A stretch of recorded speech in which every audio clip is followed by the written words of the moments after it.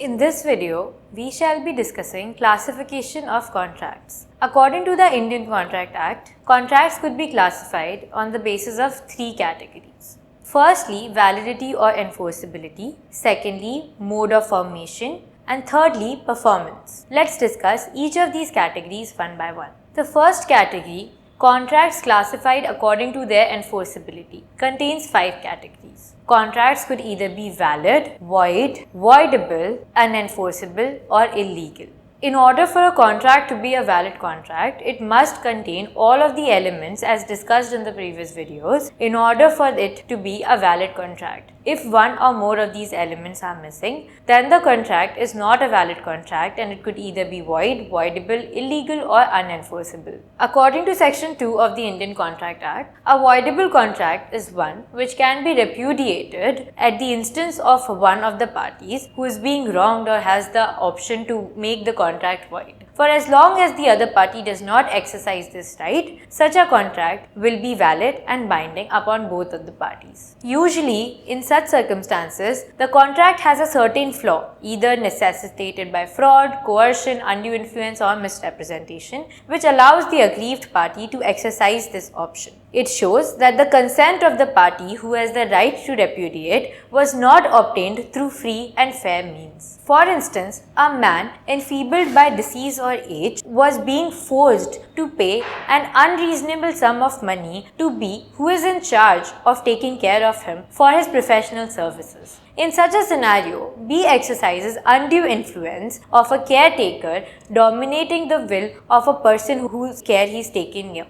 In such a scenario, A's consent is not free and he has the right to repudiate the contract if he wishes to do so. Coming to the concept of a void contract. A void contract is an agreement which is unenforceable from the end of either of the parties and therefore it is invalid of a contract. That is why such a contract is often called to be void ab initio, that is void since the very beginning. For example, under the Indian Contract Act, a contract with a minor is void according to Section 11. A contract which ceases to be enforceable by law becomes void when it ceases to be enforceable. Let's look at some of the examples of void contracts. A and B decide to marry each other, but before the date that is fixed for their marriage even turns up, B goes insane and mad. Such a contract is a void contract. For example, A contracts to take indigo for beef to a foreign port. But before A could do that, A's government declares war and there is a war between the two countries. The contract becomes void as soon as the war starts. In the examples just mentioned, the two contracts were valid at the time of formation.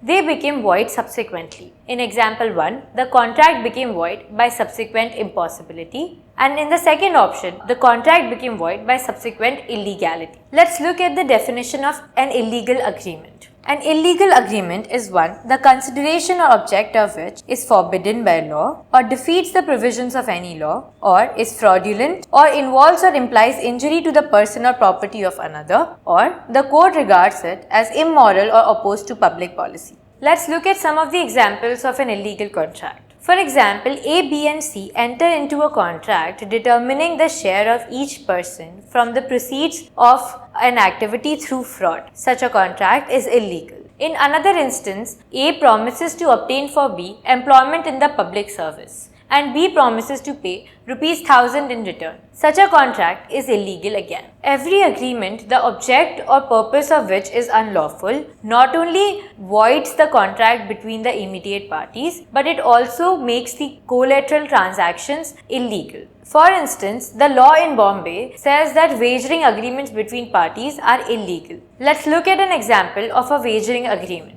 A bets with B in Bombay and loses, makes a request to C for a loan, who pays B in settlement of A's losses. C cannot recover from A because this is money paid under or in respect of a wagering transaction which is illegal in Bombay. There is another category of contracts which are unenforceable contracts. An unenforceable contract is neither void nor voidable. However, it is still unenforceable in a court of law because of some technicality or because of some lack of technicality being fulfilled, such as registration, stamping, or simply the requirement of being in writing. For instance, an agreement which is required by law to be stamped will not be enforceable in a court of law if it is not stamped or understamped. In such a case, if the stamp is required mainly for revenue or tax purposes, such a stamp can be fixed later on while the contract has been entered into. However, if such a technicality cannot be fixed at all, then the contract becomes unenforceable.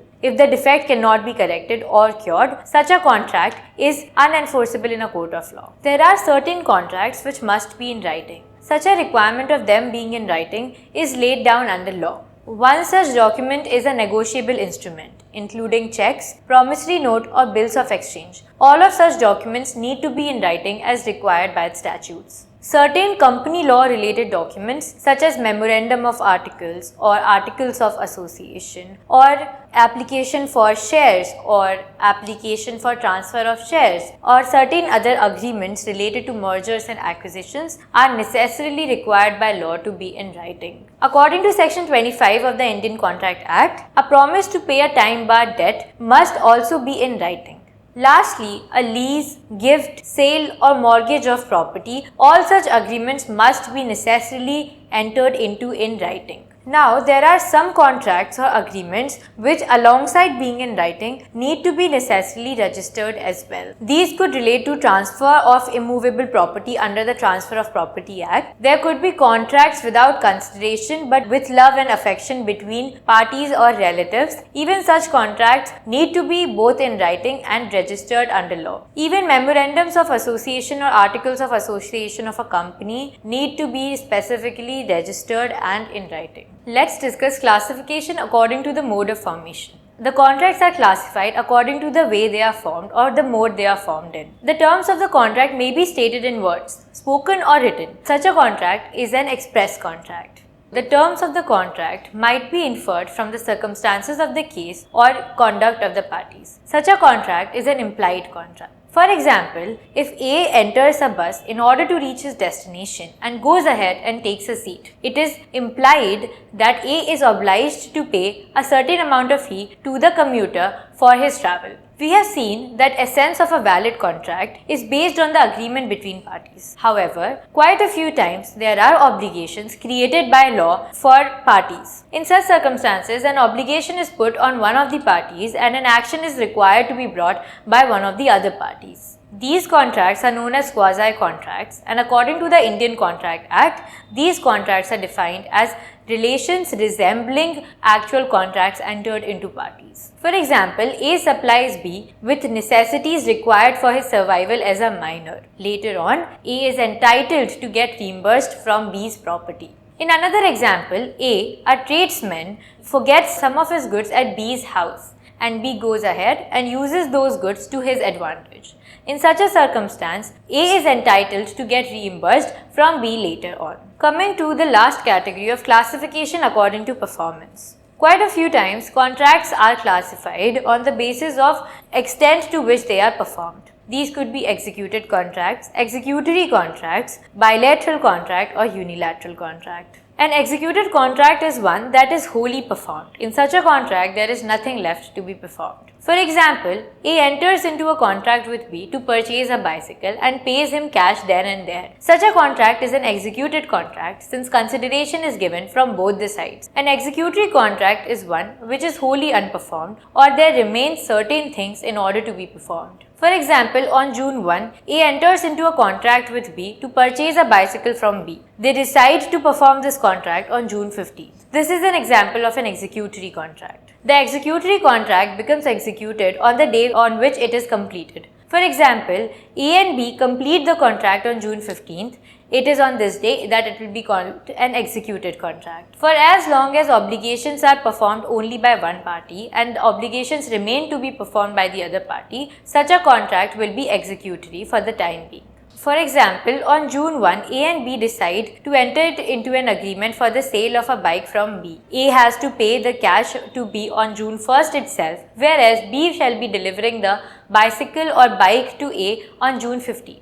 This contract, even though completely performed from A's end, requires some performance from B's end in order to be called an executed contract. A unilateral contract is one wherein at the time the contract is performed, the obligations are only required to be performed by one party. For example, A makes payment to the bus commuter for his journey from Bombay to Pune. A has performed his promise. Now the only thing remained to be performed is for the bus commuter to do his job of transporting A from Bombay to Pune. A bilateral contract is one where there is a requirement on both the parties to either do or refrain from doing an act. A bilateral contract is similar to an executory contract. An important corollary can be inferred from the difference between a bilateral and a unilateral contract and an executory and an executed contract. It is that a contract is a contract from the time it is made and not the time that it is performed on. The performance of the contract can be done at the time that it is made or the day on which it is supposed to be performed. Thus, in this video, we have covered the types of contract based on enforceability, performance, or conduct. Thank you.